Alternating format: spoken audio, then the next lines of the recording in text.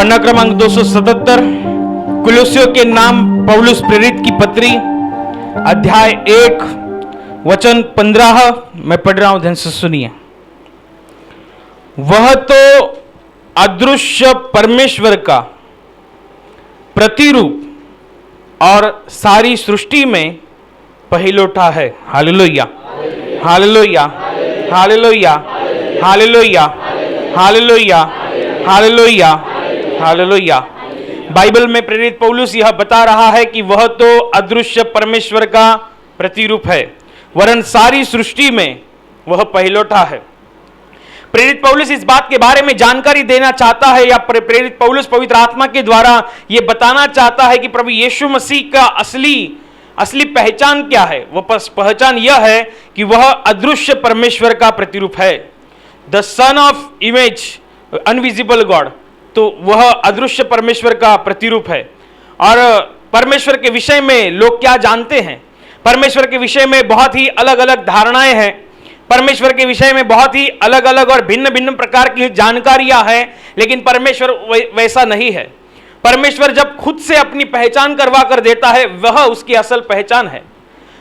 वरन संत तुलसीदास ने यह कहा था कि मन में जागी भावना जैसी, तितवा ने देखी सूरत तैसी। जिसको जैसे लगा उसने वैसे परमेश्वर की धारणाओं को बना लिया, जिसको जैसे लगा वैसे उसने परमेश्वर का वर्णन कर लिया। लेकिन यह बात है कि जब तक वह खुद से अपना परिचय नहीं देता, आप उसकी असल पहचान तक नहीं पहुंच पाएंगे।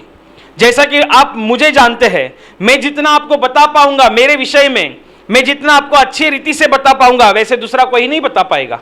इसका मतलब यदि मेरे विषय में आपको असल जानकारी चाहिए, आपको मुझसे पूछना पड़ेगा, आपको मुझसे, मेरे साथ समय बिताना पड़ेगा, मुझसे वार्तालाप करनी पड़ेगी। वैसे ही जब हम परमेश्वर को जानना चाहते हैं या परमेश्वर के विषय में जानकारी चाहते हैं, तो कोई आपको बता नहीं सकता। वे अपना अनुभव बता सकते हैं, लेकिन असल पहचान यदि कोई बता सकता है तो वह परमेश्वर ही है। वह परमेश्वर बता सकता है कि वह क्या है। इस संसार को चलाने में, इस सृष्टि का कोई एक रचेता है। इस सृष्टि का कोई निर्माणकर्ता परमेश्वर है, जो दिखता नहीं है। गॉड इज अनविजिबल, वो दिखता नहीं, उसका कोई फॉर्म नहीं है। वो बहुत ही अच्छा लिखा है वेदों में कि ना आप उसको दाहिनी ओर से, ना बाहिनी ओर से, ना ऊपर से, ना नीचे से उसको हाथ लगा सकते हैं, क्योंकि वो एक अदृश्य परमेश्वर है, वो निराकार परमेश्वर है। यीशु मसीह यहां तक कहते हैं कि परमेश्वर आत्मा है। आत्मा का कोई फॉर्म नहीं होता, आत्मा दिखाई नहीं देती।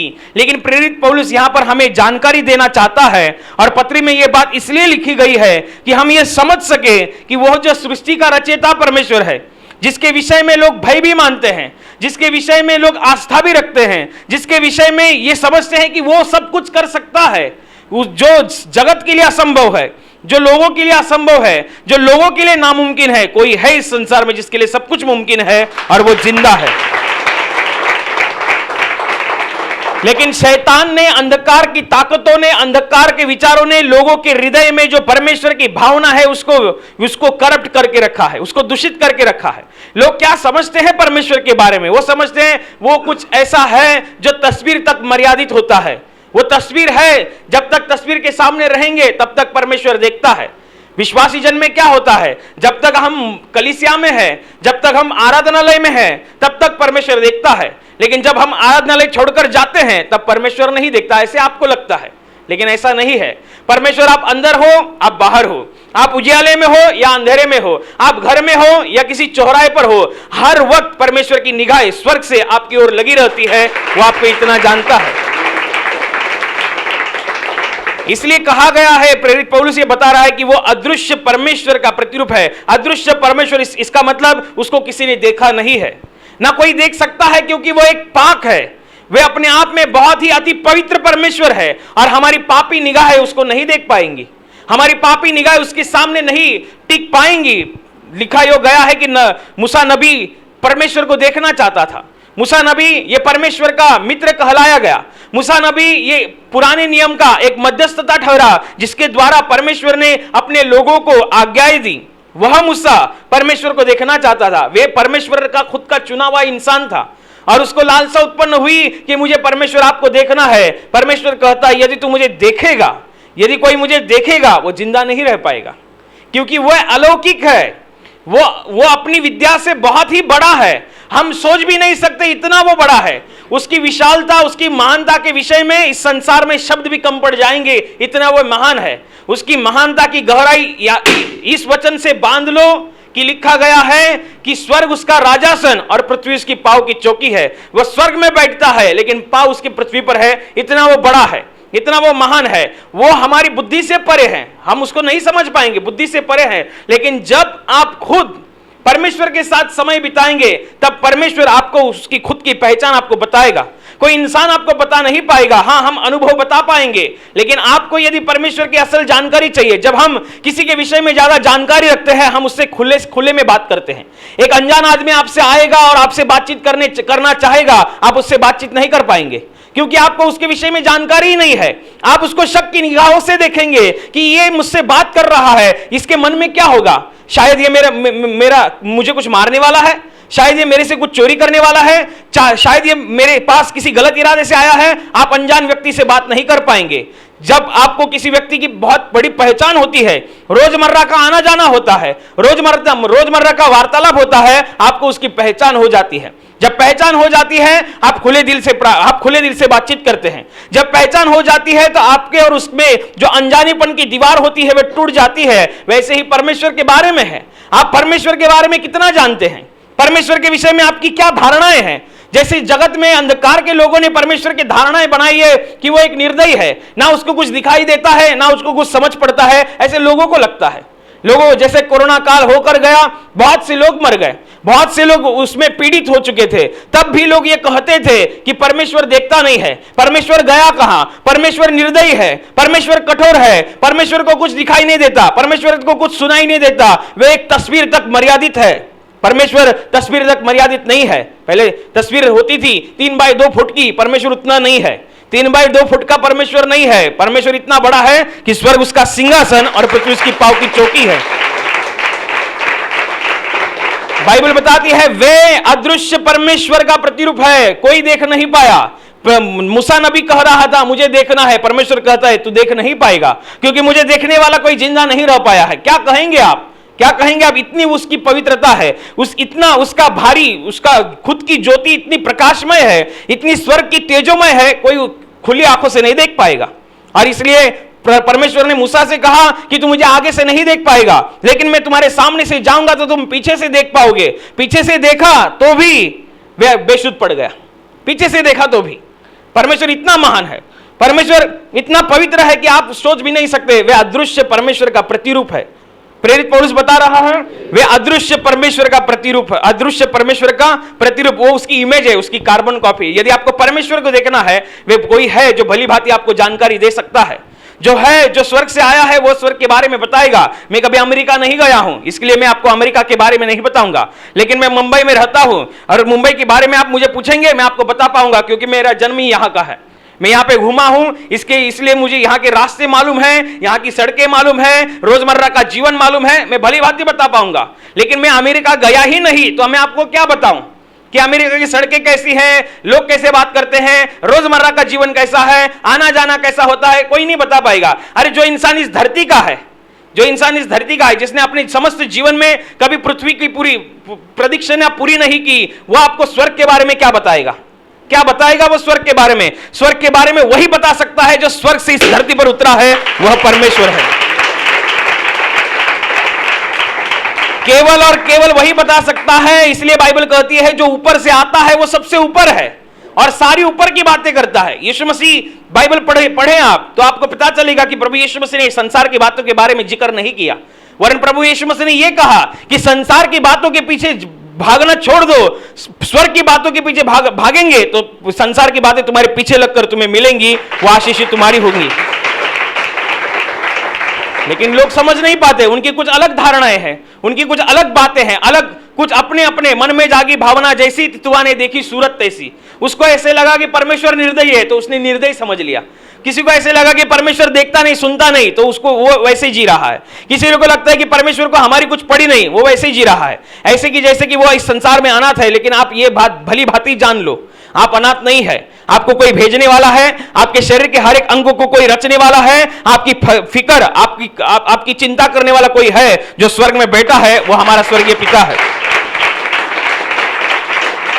लेकिन उसके विषय में हमें पता नहीं है, हम उसको देख नहीं पाएंगे, लेकिन एक जरिया परमेश्वर ने इस संसार में रखा है। यीशु मसीह कहता है, मार्ग, सत्य और जीवन मैं ही हूं, मेरे द्वारा आए बगैर तुम पिता के पास नहीं जा पाओगे।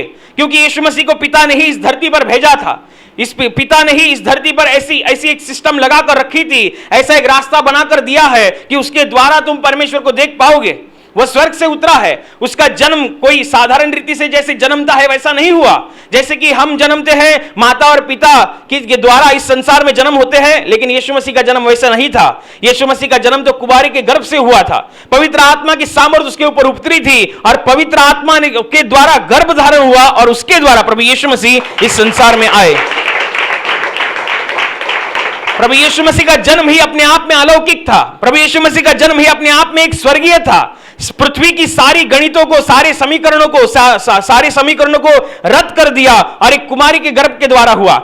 लिखा है, श्वेत वस्त्रम ईश पुत्र महावृद्धि कुमारी गर्भ समूहम ईश मूर्ति प्राप्त नित्य शुद्ध शिवंकर ईसा मसीह इति नाम प्रतिष्ठम। लिखा गया यीशु मसीह जन्म लेने से कई हजार साल पहले भारत की भूमि में भविष्य पुराण लिखा गया था, उसमें यह बात का जिक्र है कि ईश पुत्र समावृद्धि कुमारी गर्भ संभवम, परमेश्वर की पुत्र जिस गर्भ में बढ़ेगा वो गर्भ एक कुमारी का होगा। बाइबल बताती है यीशु मसीह का जन्म एक कुमारी के गर्भ से हुआ था और यह जब जन्म उसका अपने आप में अलौकिक था। जो पाप की श्रृंखला है वो पहले से ही टूटी हुई थी, इसलिए प्रभु यीशु मसीह संसार में निर्दोष था और वह निर्दोषी जीवन जिया, अपने आप में निष्कलंक जीवन जिया, पाप कुछ भी नहीं किया और समस्त मनुष्य जाति की पापों की क्षमा के लिए अपना प्राण सलीब पर दिया, ताकि उसके बहते हुए लहू पर विश्वास करके लोग पापों की क्षमा पाए और स्वर्ग के लिए पात्र हो जाए। लोग समझ नहीं पाते हैं, चमत्कार अपने जीवन को अनुभवते हैं, अपने जीवन में परमेश्वर की बातों को अनुभवते हैं, फिर भी परमेश्वर को समझ नहीं पाते हैं। कलीसिया में आते हैं, आराधनालय में आते हैं, फिर भी परमेश्वर की बातों को समझ नहीं पाते हैं। प्रभु यीशु मसीह के खुद से चुने हुए पहले 12 चेले थे। ये 12 चेले यीशु मसीह के साथ लगातार बने थे। यीशु मसीह जहां कहीं जाए वहां वे जाते थे, जिस गांव में जाए, जिस नगर में जाए, जिस घर में जाए, ये 12 के 12 चेले उसके साथ होते थे। यीशु मसीह के द्वारा घटा हुआ हर एक चिन्ह चमत्कार वो अपने आंखों से देखते थे। यीशु मसीह ने कही हुई हर एक बात अपने कानों से वो सीधी रीति से सुनते थे, क्योंकि वो यीशु मसीह के पास ही थे। और इतना सारा चिन्ह चमत्कार, मरे हुए को उठते हुए देखा है, लंगड़ों को चलते हुए देखा है, अंधों को आंखें देती हुई उन चेलों ने देखा है। उसमें से एक चेला फिलिपुस यीशु मसीह के पास आता है और कहता है, हमने बहुत कुछ देखा है तुम्हारे विषय में, तुम्हारे द्वारा हमने बहुत कुछ देखा है, बहुत चिन्ह चमत्कार देखे हैं, सब देखा है, बढ़िया है, अच्छा है, चंगा है। अभी तुम मुझे अपना पिता दिखाओ, तुम्हारा पिता कौन है, किसने तुम्हें इस धरती पर भेजा है। तो यीशु मसीह कहता है, इतनी देर तक तुम मेरे साथ रहे, क्या अभी तक तुमने नहीं पहचाना? जिसने मुझे भेजा है, जिसने मुझे देखा है, उसने मुझे भेजने वाले को भी देख लिया है। जो मुझे देखता है वो सीधा उसको देखता है जिसने मुझे भेजा है। किसको? परमेश्वर को। इसलिए ये यीशु मसीह ने खुद से कहा है कि जिसने मुझे देखा उसने मुझे भेजने वाले को भी देखा है। भेजने वाला कौन है? परमेश्वर। कैसा है? अदृश्य है, वो जो किसी को दिखाई नहीं दिया, वो यीशु मसीह के द्वारा हमें प्रकट हुआ है। इसलिए प्रेरित पौलुस कहता है कि वे अदृश्य परमेश्वर का प्रतिरूप है। प्रभु यीशु मसीह इस संसार में आने से यह बात भली भांति पता चली कि परमेश्वर के राज्य दया का राज्य है, परमेश्वर का राज्य यह क्षमा का राज्य है। यदि आप अपने जीवन में दया और क्षमा को दिखाते हैं तो ध्यान देना, स्वर्ग आपके लिए यहीं से वहां तक के लिए शुरू हो जाता है। लोगों को लगता है परमेश्वर निर्दयी है, परमेश्वर कठोर है, परमेश्वर देखता नहीं, परमेश्वर को कुछ पड़ी नहीं, ऐसा नहीं है। क्या आपने इस बात के बारे में पढ़ा नहीं? जब यीशु मसीह सलीब पर था और वेदनाओं से कहरा रहा था, पीड़ाओं से कहरा रहा था, फिर भी अपने मारने वालों के लिए, उसको जो मार रहे थे उसके लिए उसने प्रार्थना की कि हे पिता, इन्हें क्षमा कर, क्योंकि ये क्या कर रहे हैं इन्हें पता नहीं। क्या आपको ये बात आसान लगती है? पढ़ने में बहुत आसान लगती होगी, सुनने में आसान लगती होगी, ये आसान बात नहीं है। जब प्रभु यीशु मसीह प्रार्थना कर रहा था कि हे पिता, इन्हें क्षमा करके ये क्या कर रहे हैं इनको पता नहीं, तब बाजू वाला चोर ये देखता है कि ये कैसा आदमी है, लोग इसको मार रहे हैं, लोग इसको कूट रहे हैं, अपमान कर रहे हैं, मरने की कगार पर यह है, फिर भी अपने मारने वालों के लिए प्रार्थना कर रहा है। ये कोई आम इंसान नहीं है, ये कोई आम इंसान। अभी चलते चलते किसी को धक्का लग जाए तो गुस्से से देखते हैं, चलते चलते किसी के ऊपर आपका पैर गिर जाए तो गुस्से से देखते हैं। लेकिन बाइबल बताती है प्रभु यीशु मसीह को जिन्होंने मारा उनके लिए भी प्रभु यीशु मसीह ने प्रार्थना की। यीशु मसीह ने क्या दिखाया? यीशु मसीह ये दिखाता है परमेश्वर दया का सागर है। परमेश्वर तब तक आपके लिए मौका देता है जब तक आप बदलते नहीं है, तब तक वो मौका देता रहता है। ये परमेश्वर का प्यार है। प्रभु यीशु मसीह के द्वारा इस संसार, प्रभु यीशु मसीह संसार में आने के द्वारा ये बात पता चली कि परमेश्वर सुनता है।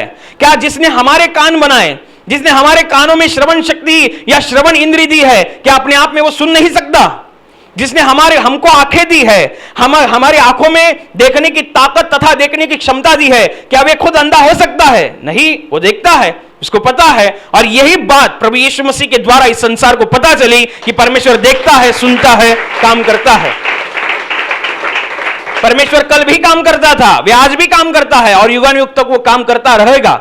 उसका स्वभाव कभी बदलता नहीं है। यह स्वभाव आपको भली भांति पता चलना चाहिए कि परमेश्वर हमें हमेशा हमारी चिंता करता है।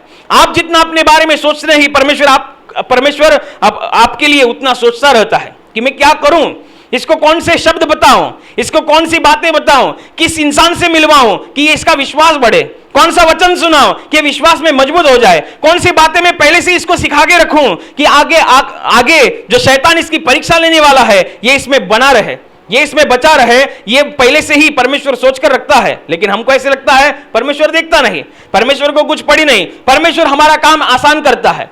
परमेश्वर के साथ हम चलते हैं तो हमारा काम आसान होता है। हम अपने दिमाग से, अपनी बुद्धि तथा अपनी ताकत से कुछ नहीं कर पाएंगे।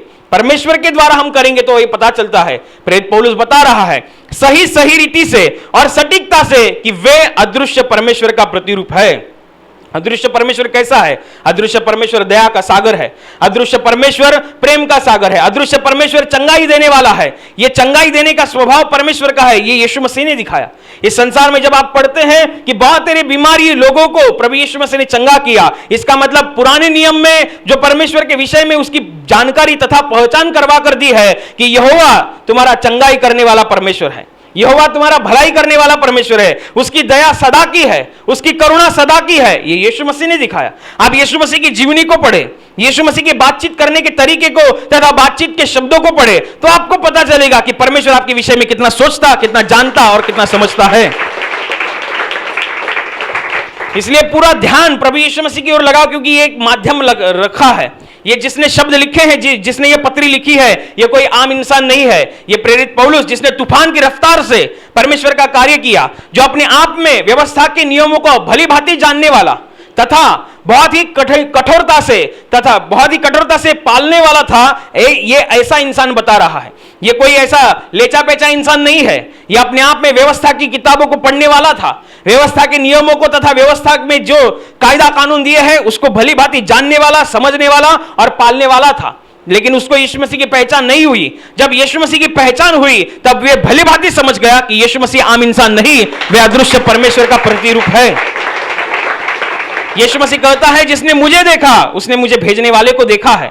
आपने यदि प्रभु यीशु मसीह को देखा, उसकी जीवनी को देखा, उसके बात करने के तरीकों को देखा, उसके बातचीत के शब्दों को देखा, तो आपको पता चलेगा कि असल में परमेश्वर कैसा है।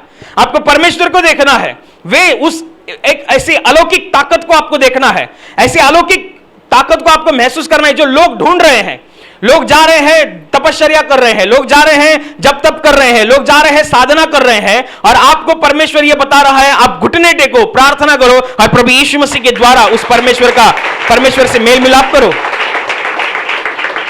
साधा रास्ता है, सीधा रास्ता है। आपको प्रभु यीशु मसीह के द्वारा अंदर जाना है। प्रभु यीशु मसीह खुद कहता है मैं स्वर्ग का द्वार हूं।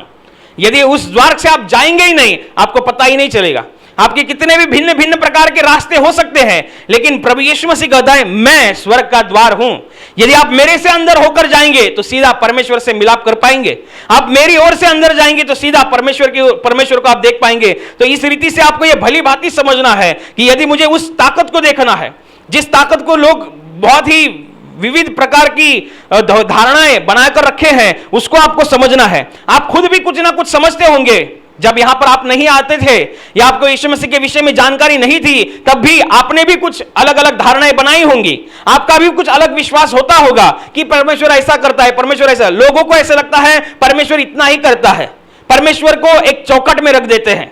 उनको ऐसा लगता है परमेश्वर इससे बाहर कुछ नहीं कर पाएगा, परमेश्वर को इतना ही जमता है, इसके बाहर कुछ नहीं कर पाएगा। लेकिन यीशु मसीह कहता है विश्वास करने वाले के लिए सब कुछ संभव है, ये यीशु मसीह कहता है।